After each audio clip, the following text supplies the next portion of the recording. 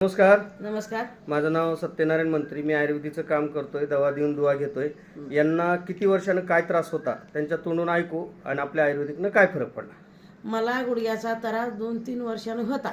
बर, कशा कशाचा त्रास होता. जास्त मला गुडघ्याचा त्रास होता. हां, म्हणजे उठता बसता येत नव्हतं. उठाय बी येत नव्हतं आणि बसाय बी येत नव्हतं. बर, मग मी ही गोळी खावं ती गोळी खावं, त्या दवाखान्यात जावं, सरकारी जावं, इथं जावं तिथं जावं, गोळी खाईल तेवढंच मला बरं वाटायचं. म्हणजे पेन किलरच्या वगैरे गोळ्या खायच्या तुम्ही. खायच्या.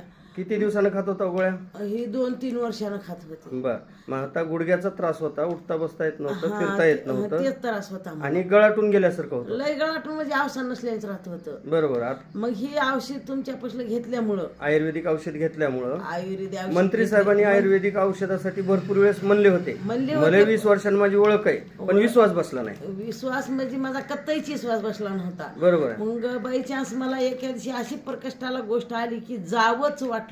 म्हणून माझ्या मुलीला घेऊन मी तिथं गेले. मग मी एकदा पहिल्या स्टार्टिंगला मला त्यांनी औषधं दिले, तेवढे औषधं खाल्ले. पुन्हा दुसरं आणि पाकिट आणलं.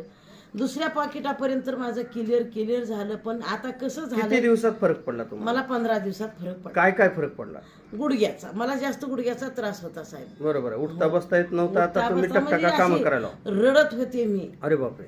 मी रडत म्हणजे कशी होते, रेणापूर नाक्याला मी काय केले, उतरले, तिथून ऑटो केले, आले पठाणनगरला. तिथं माझं 4थ्या मजल्यात बिल्डिंगमध्ये घर आहे. बरोबर. मग मी चलत निघाल्याच्या नंतर लातूरमध्ये बसली मी. तिथं कोणाचं घर होतं की कोणाचं नाही, की त्या दारात बसले, धड धड धड धड रडले. चलनच होईना. तिथून हळूहळू गेले 4थ्या मजल्यावर सुद्धा तिथल्या मिस्त्री लोकांनी मला वरी नेलं हाताला धरून. बापरे, एवढा त्रास होता. एवढा त्रास होता त्याच्यामुळे. आणि 15 दिवसात मंत्री साहेबांनी आयुर्वेदिक दिलं आणि 15 दिवसात तुम्हाला चांगला फरक पडला. आता तुम्ही घरचे काम सुद्धा सगळे करायला लागला. सगळेच म्हणलं तर असं चलणं फिरणं उठणं काहीच बसणं. नाही. ते मला कोणी म्हणायचं, आका तू व्यायाम कर. दोन्ही असा व्यायाम माझा दिवसभर सकाळीच करण्यात काय मर्यादा आहे म्हणायचं मी. बरोबर आहे. आणि काय फरक पडते. आणि मला बीपी नाही, शुगर नाही, थायरॉइड नाही, कुणी नाही, काही नाही. फक्त मला जास्त गुडघ्याचा त्रास म्हणून मी जाऊन मंत्री डॉक्टरच्या दवाखान्यात गेले.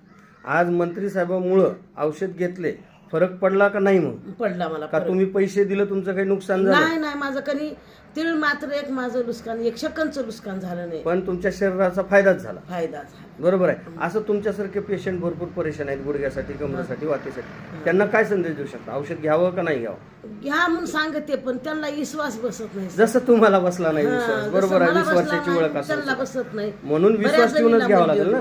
बऱ्याच जणीला म्हणले वातचा हाय, दाढचा हाय. मग आता हे घेतल्यामुळं तुम्हाला आराम वाटतोय, फरक पडलाय आणि तुम्ही समाधानी आहे.